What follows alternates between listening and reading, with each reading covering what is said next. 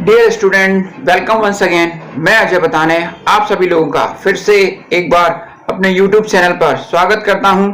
तो जैसा कि आप लोगों को मालूम है, फिजिकल ज्योग्राफी की एक सीरीज चल रही है और उसमें जो हमारा टॉपिक है वो है पृथ्वी की उत्पत्ति और उसका विकास। तो इसका हमने जो है मेरा फर्स्ट पार्ट जो है कंप्लीट हो गया है। तो सबसे पहले हम उस फर्स्ट पार्ट में जो हमने पढ़ा था उसको रिवाइज करते हैं। तो हमने ये देखा कि पृथ्वी की उत्पत्ति के संबंध में कई खगोल शास्त्रियों ने अपने अपने हाइपोथेसिस, अपनी अपनी परिकल्पनाएं प्रस्तुत की हैं। तो उन परिकल्पनाओं को हमने समझने के लिए कुछ वर्गीकृत किया था, कुछ श्रेणियों में बांटा था। तो आरंभ में हमने दो भागों में बांटा, पहला आरंभिक विचारधारा और दूसरी जो है आधुनिक विचारधारा। आरंभिक विचारधाराओं में आरंभिक विचारधाराओं के जो प्रमुख खगोल शास्त्री थे वो चार प्रमुख खगोल शास्त्री थे। उनमें पहला नाम था थेल्स, जिन्होंने जल के द्वारा पृथ्वी की उत्पत्ति मानी थी। जिन्होंने क्या माना था? जल के द्वारा। थेल्स ने जल के द्वारा पृथ्वी की उत्पत्ति माना था। दूसरे जो खगोल शास्त्री थे वो थे अनेक्सिमेंडर, जिन्होंने वायु से पृथ्वी की उत्पत्ति माना है। तीसरे पाइथागोरस ने पदार्थ से पृथ्वी की उत्पत्ति माना था। और चौथे थे हेराक्लिस, जिन्होंने अग्नि से पृथ्वी की उत्पत्ति माना है। तो इन विचारकों को आरंभिक विचारधारा के समर्थक कहते हैं। अब जो आधुनिक विचारधारा थी, पृथ्वी की उत्पत्ति के संबंध में आधुनिक विचारधारा थी, उसको पुनः हमने दो भागों में बांटा था। पहला था जो है अद्वैतवादी विचारधारा। पहली विचारधारा कौन सी थी? अद्वैत विचारधारा, यानी कि ऐसे विचारक जो पृथ्वी की उत्पत्ति एक तारे से मानते हैं। कौन से विचारक जो पृथ्वी की उत्पत्ति एक तारे से मानते हैं? तो इनमें तीन प्रमुख थे। पहले कास्टे द बफन, जिन्होंने 1749 में धूमकेतु परिकल्पना प्रस्तुत की। 1749 में धूमकेतु परिकल्पना प्रस्तुत की। दूसरे थे कांट, जिन्होंने 1755 में व्यायव्य राशि परिकल्पना या गैसियस हाइपोथेसिस प्रस्तुत की। और तीसरे थे लाप्लास, जिन्होंने 1796 में निहारिका या नेबुला परिकल्पना प्रस्तुत की। तो आज का जो टॉपिक है बच्चों वो है आधुनिक विचारधारा में द्वैतवादी परिकल्पना। आधुनिक विचारधारा में द्वैतवादी परिकल्पना, यानी कि ऐसे खगोल शास्त्री जिन्होंने पृथ्वी की उत्पत्ति को दो तारों से माना है। जिन्होंने पृथ्वी की उत्पत्ति को दो तारों या तीन तारों से माना है। तो इन विचारकों को ही जो है द्वैतवादी विचारधारा कहते हैं। तो चलिए आज स्टार्ट करते हैं क्लास। द्वैतवादी परिकल्पना में विचारधारा में पहली विचारधारा प्रस्तुत करने वाले थे चैम्बरलिन और मोल्टन। जो पहले विचारक थे वो कौन थे? चैम्बरलिन और मोल्टन। चैम्बरलिन और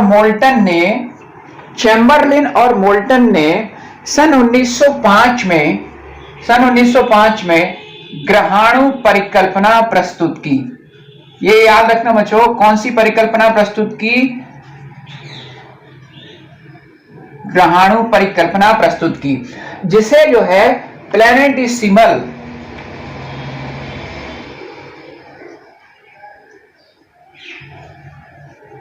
हाइपोथेसिस भी कहते हैं। क्या कहते हैं? प्लैनेटिसिमल हाइपोथेसिस भी कहते हैं, ग्रहाणु परिकल्पना कहते हैं। चैम्बरलिन और मोल्टन का मानना था कि ग्रहों की उत्पत्ति ग्रहों के अणुओं से हुई है, मतलब ग्रहों के छोटे अणुओं से हुई है। ग्रहों के छोटे अणुओं से हुई है। अब ये ग्रह के छोटे अणु कहां से आए? तो चैम्बरलिन और मोल्टन ने अपनी विचारधारा प्रस्तुत करते हुए बताया कि ब्रह्मांड में दो तारे थे। एक तारा सूर्य था और एक अन्य तारा इसका साथी तारा था, इसको जो है इसका हम फ्रेंड बोल देते हैं। इसका जो है एक साथी तारा था। ये साथी तारा सूर्य का चक्कर लगा रहा था। ये साथी तारा क्या कर रहा था? सूर्य का चक्कर लगा रहा था। तो जब ये साथी तारा सूर्य के नजदीक आया, जब ये साथी तारा सूर्य के नजदीक आया तो 2-3 घटनाएं होने की संभावना थी। सूर्य और इसके बीच में गुरुत्वाकर्षण का बल लग रहा था। कौन सा बल लग रहा था? गुरुत्वाकर्षण बल लग रहा था। अब यदि सूर्य का गुरुत्वाकर्षण बल अधिक होता तो या तो इस साथी तारे में से वो कुछ मलबा अपनी ओर खींच लेता या इस साथी तारे को ही अपने में समाहित कर लेता, ये संभावना थी। या ठीक इसके उलट घटना होती, यानी कि यह साथी तारा जब सूर्य के बगल से गुजरा था, सूर्य की नजदीक से गुजरा था, तो इस साथी तारे ने सूर्य का कुछ मलबा बाहर की ओर खींच लिया, सूर्य का मलबा बाहर की ओर खींच लिया और यह साथी तारा गुजर के चला गया। ये साथी तारा क्या हुआ? गुजर के चला गया। लेकिन ये जो मलबा था, ये मलबा ठंडा होके ग्रहों में परिवर्तित हो गया और सूर्य के गुरुत्वाकर्षण बल के कारण, सूर्य के गुरुत्वाकर्षण बल के कारण सूर्य का चक्कर लगाने लगा। सूर्य का क्या करने लगा? चक्कर लगाने लगा। तो चैम्बरलेन और मोल्टन द्वारा जो ग्रहाणु परिकल्पना दी गई थी वो काफी इंटरेस्टिंग थी और जो है काफी लोगों ने उसको एक्सेप्ट भी किया। चैम्बरलेन के बाद जेम्स जीन और जेफरी ने एक नई अवधारणा प्रस्तुत की जिसे हम ज्वारीय परिकल्पना या टाइडल हाइपोथेसिस के रूप में जानते हैं। ये थोड़ी सी नई परिकल्पना थी। तो जैसे मैंने बताया, इस परिकल्पना का नाम ज्वारीय परिकल्पना है। तो बच्चों, आप लोगों ने नाम सुना होगा ज्वार और भाटा। तो ज्वार किसे कहते हैं? जल राशि का ऊपर की ओर उठना ज्वार कहलाता है और जल राशि का नीचे की ओर बैठना भाटा कहलाता है। तो यहां पर भी सूर्य का कुछ पदार्थ फिलामेंट के रूप में ऊपर की ओर उठ गया था। तो चलिए इस पूरी हाइपोथेसिस को हम समझते हैं। तो हम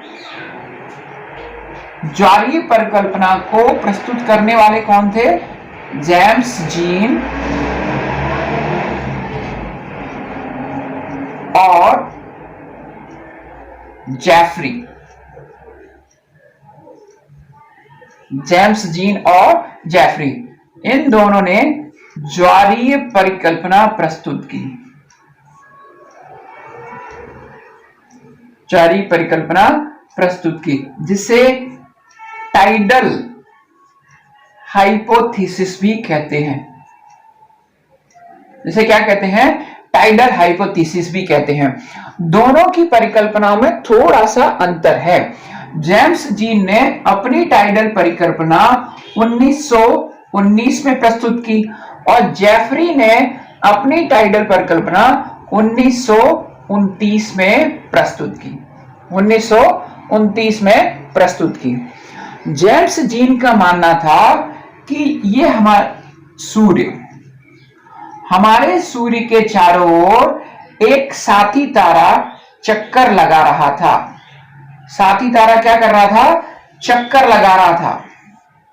जेम्स जीन की ज्वारीय परिकल्पना के अनुसार सूर्य के चारों ओर एक साथी तारा चक्कर लगा रहा था। जब यह साथी तारा सूर्य के नजदीक से गुजरा तो उसने सूर्य में से एक फिलामेंट की आकृति जैसा मलबा बाहर की ओर निकाल दिया और वो साथी तारा यहां से गुजर गया, सूर्य के नजदीक से गुजर गया। बाद में सूर्य के घूर्णन के कारण यह फिलामेंट सूर्य से अलग हो गया और अलग अलग खंडों में टूटकर ग्रहों में विभाजित हो गया। अर्थात इस घटना से ही पृथ्वी की उत्पत्ति हुई है और इस पूरी हाइपोथेसिस को ज्वारीय परिकल्पना या टाइडल हाइपोथेसिस कहते हैं। फिर से बताता हूं, जेम्स जीन ने अपनी टाइडल परिकल्पना 1919 में दी और उन्होंने दो तारों के द्वारा इस हाइपोथेसिस को समझाया कि सूर्य का एक साथी तारा था जब उसकी परिक्रमा करते समय साथी तारा उसके नजदीक से गुजरा तो उसने सूर्य में से एक फिलामेंट बाहर की ओर निकाल लिया और वही फिलामेंट टूटकर ग्रहों में परिवर्तित हो गया। जेफरी ने 1929 में इस परिकल्पना में थोड़ा सा संशोधन किया। इस परिकल्पना में क्या किया? थोड़ा सा संशोधन किया। जेफरी का मानना था कि दो नहीं अपितु कितने तारे थे? 3 तारे थे। दो नहीं अपितु कितने तारे थे? 3 तारे थे। इन 3 तारों में एक तारा सूर्य, दूसरा तारा ये विशालकाय तारा, दूसरा तारा ये विशालकाय तारा और तीसरा तारा एक साथी तारा था जो सूर्य के चारों ओर चक्कर लगा रहा था। जब यह विशालकाय तारा सूर्य के नजदीक आया तो यह विशालकाय तारा सूर्य के साथी तारे से टकरा गया और इसमें विस्फोट हो गया और इस विस्फोट में निकले मलबे से ही हमारी पृथ्वी और ग्रहों का निर्माण हुआ है। तो यह परिकल्पना जेफरी की परिकल्पना थी और इसे जेफरी की ज्वारीय परिकल्पना कहते हैं। पृथ्वी की उत्पत्ति के संबंध में जो अगली अवधारणा है वो रसेल की बाइनरी स्टार हाइपोथेसिस है। कौन सी है बच्चों? रसेल की बाइनरी स्टार हाइपोथेसिस या द्वैतारक परिकल्पना।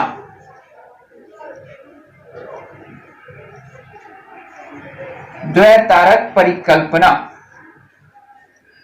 या द्वय माने क्या होता है? बाइनरी,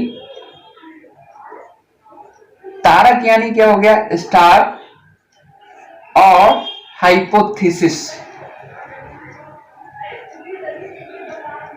रसेल का मानना यह था, रसेल की अवधारणा जेफरी की अवधारणा से मिलती जुलती थी। रसेल का भी मानना यह था कि पृथ्वी की उत्पत्ति, रसेल का भी यह मानना था कि पृथ्वी की उत्पत्ति 3 तारों से ही हुई है। कितने तारों से हुई है? 3 तारों से ही हुई है। लेकिन इन 3 तारों में दो तारे भूमिका निभा रहे थे, इसलिए इस हाइपोथेसिस को बाइनरी स्टार हाइपोथेसिस कहते हैं। आपके मन में आ सकता है कि जब पृथ्वी की उत्पत्ति इस 3 तारों से हुई है तो इसे ट्राई स्टार हाइपोथेसिस क्यों नहीं कह रहे हैं? तो उसका कारण है कि ग्रहों या पृथ्वी की उत्पत्ति में इन 3 तारों में से 2 तारों ने अपनी भूमिका निभाई है। रसेल का मानना यह था कि 3 तारे थे, एक तारा सूर्य, दूसरा तारा सूर्य का साथी तारा और तीसरा तारा विशाल तारा। जब यह विशाल तारा सूर्य की ओर आ रहा था तो इस विशाल तारे और इस सूर्य के साथी तारे के बीच विस्फोट नहीं हुआ, टक्कर नहीं हुई, अपितु इस साथी तारे ने अपने गुरुत्वाकर्षण के कारण, अपने गुरुत्वाकर्षण से इस साथी तारे का कुछ मलबा बाहर खींच लिया। कुछ मलबा क्या किया? बाहर खींच लिया। कुछ मलबा बाहर खींच लिया। यही मलबा ठंडा होकर ग्रहों में बदल गया। तो जेफरी की अवधारणा और रसेल की अवधारणा लगभग मिलती जुलती हुई थी। पृथ्वी की उत्पत्ति के संबंध में जो अगली हाइपोथेसिस है वो है ऑटो शिमिड की इंटरस्टेलर डस्ट हाइपोथेसिस, जिसे अंतर तारक धूल परिकल्पना भी कहते हैं। तो यह परिकल्पना किसने दी? ऑटो शिमिड।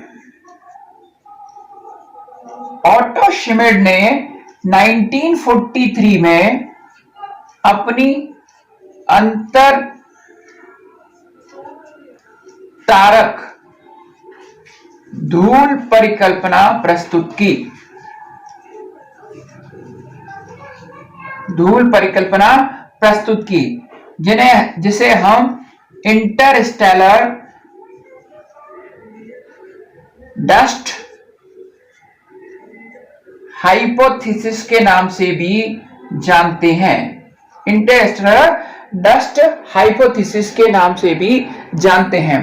तो ऑटो शिमिड ने एक नई परिकल्पना प्रस्तुत की है।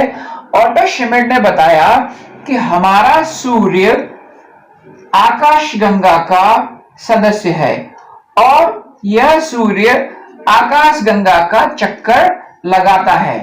हमारा सूर्य जो है आकाशगंगा का सदस्य है और इस आकाशगंगा का चक्कर लगाता है और यह आकाशगंगा धूल और गैसों से बनी है। यह आकाशगंगा जो है किससे बनी है? धूल और गैसों से बनी है।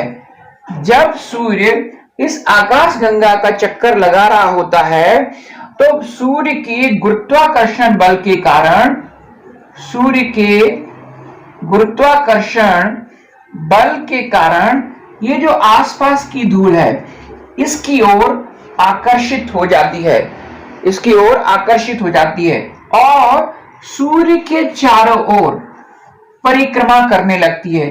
यह धूल जो है सूर्य के चारों ओर परिक्रमा करने लगती है। धीरे धीरे इस धूल में टक्कर लगने के कारण यह धूल धीरे धीरे ठोस आकार में परिवर्तित हो जाती है और यह ठोस आकार परिवर्तित होकर ग्रह या पृथ्वी कहलाते हैं। तो ऑटो शिमिड का मानना था कि पृथ्वी की उत्पत्ति या ग्रहों की उत्पत्ति धूल से हुई है, धूल से हुई है और किसी अंदर के ही तारे से हुई है और वो अंदर का तारा कौन सा था? सन, हमारा सूर्य था। सूर्य के खुद के आकर्षण बल से धूल को उसने ग्रहों में परिवर्तित कर दिया। पृथ्वी की उत्पत्ति के संबंध में अगली परिकल्पना फ्रेड होयल और लिलिटन की, फ्रेड होयल और लिलिटन की अभिनव तारा परिकल्पना है।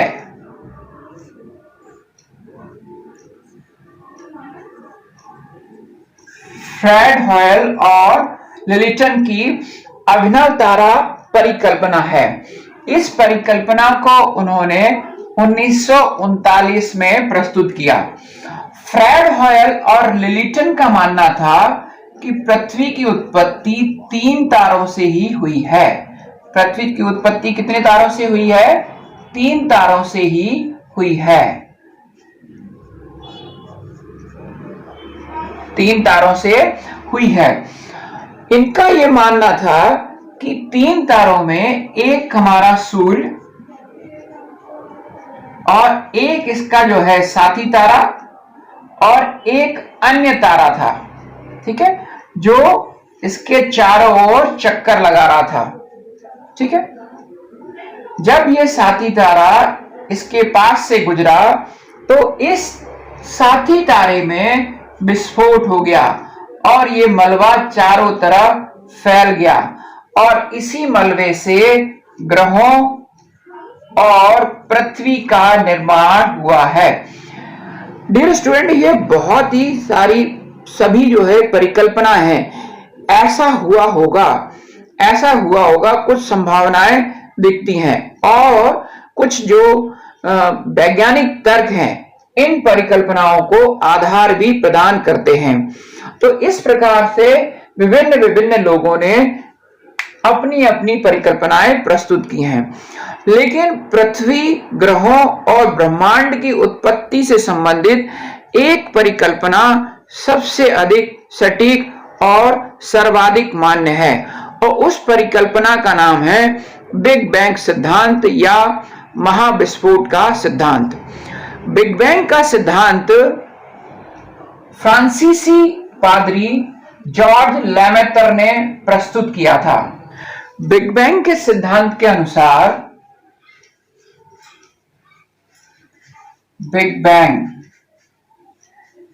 या महाविस्फोट का सिद्धांत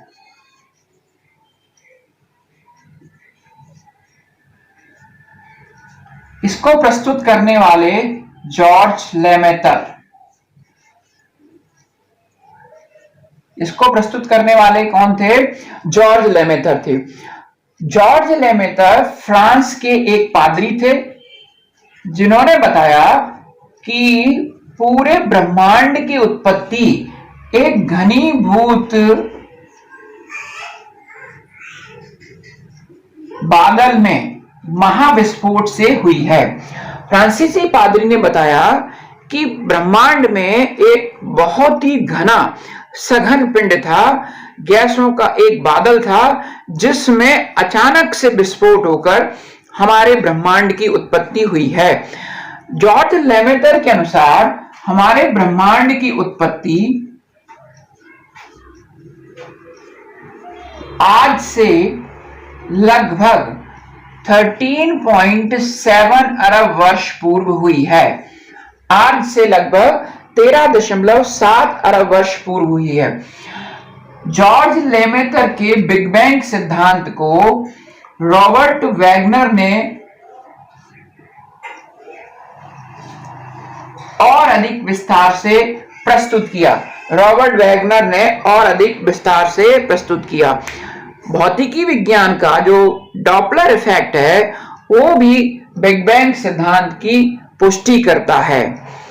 इस प्रकार इसी सिद्धांत के आधार पर हमारे सौर मंडल का भी निर्माण हुआ है।